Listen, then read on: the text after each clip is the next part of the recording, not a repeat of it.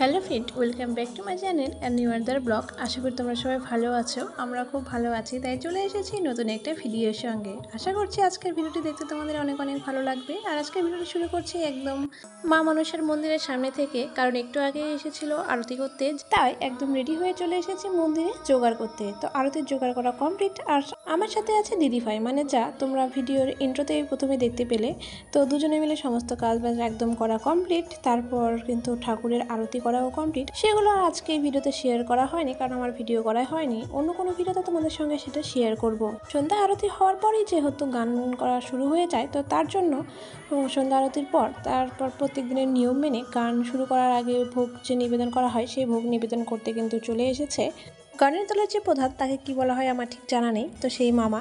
তো এদিকে দেখো ভোগ নিবেদন করাও কমপ্লিট, তারপরে যে সমস্ত রিচুয়াল ছিল সেগুলো কিন্তু করা কমপ্লিট। আর এদিকে কিন্তু আমাদের গান অলরেডি শুরু হয়ে গিয়েছে।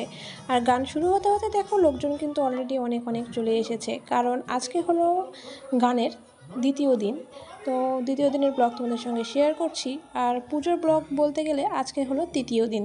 তো আজকে কি হয় না হয় সেটাই তোমাদের সঙ্গে অল্প একটু শেয়ার করব ছোট্ট একটি ব্লগের মধ্যে। তো আশা করছি ভিডিওটি তোমাদের ভালো লাগবে। আর আমার ভিডিওগুলো যদি তোমাদের ভালো লেগে থাকে, আর তোমরা কেউ যদি আমার চ্যানেলে নতুন থেকে থাকো, তাহলে অবশ্যই আমার চ্যানেলে সাবস্ক্রাইব করে পাশে থাকবে।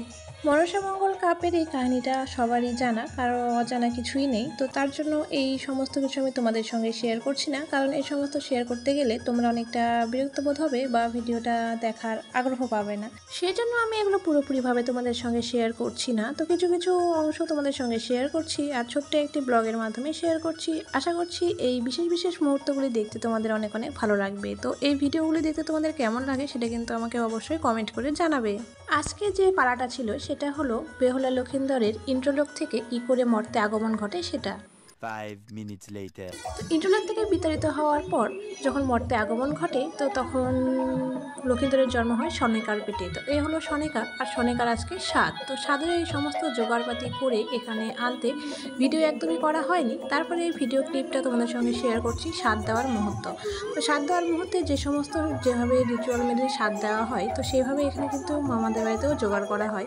তো সেই নিয়ম অনুপাতে সমস্ত কিছু নিয়ে আমরা চলে এসেছি, আর এখানে কিন্তু স্বাদের ভোজ খাওয়ানো হচ্ছে। আর এখানে এখন খাওয়াচ্ছি আমি। শুধু কিন্তু আমি না, বাড়ির সমস্ত এও মেয়ে বউরা স্বাদ খাওয়াতে পারে। আর সবাই এসে এসে কিন্তু এক এক করে স্বাদ খাওয়ায়, এবং যার যেটুকু সামর্থ্য সে অনুপাতে কিন্তু দান করে। তো এখানে বাড়ির সবার খাওয়ানো কমপ্লিট। তারপর শুধু বাড়ির লোক না, যারা গান শুনতে আসে, তো তারা যদি ইচ্ছা করে তারাও কিন্তু খাওয়াতে পারে। তো এখানে সেইটাই তোমাদের সঙ্গে আমি একটু শেয়ার করলাম। তো চলো আজকের ভিডিওটি আমি এখানে শেষ করছি। ভিডিওটি তোমাদের কেমন লাগলো সেটা কিন্তু অবশ্যই কমেন্ট করে জানাবে। কমেন্ট করে জানাতে কিন্তু একদমই ভুলবে না। আজকের পালাগান ছিল এটাই, বেহুলা লক্ষিন্দরের কীভাবে জন্ম হয় সেটাই। তো চলো আজকের ভিডিওটি আমি এখানে শেষ করছি। সবাই সুস্থ থেকো, ভালো থেকো। দেখা হচ্ছে নেক্সট ব্লগে অন্য একটা ভিডিওর সঙ্গে। টাটা।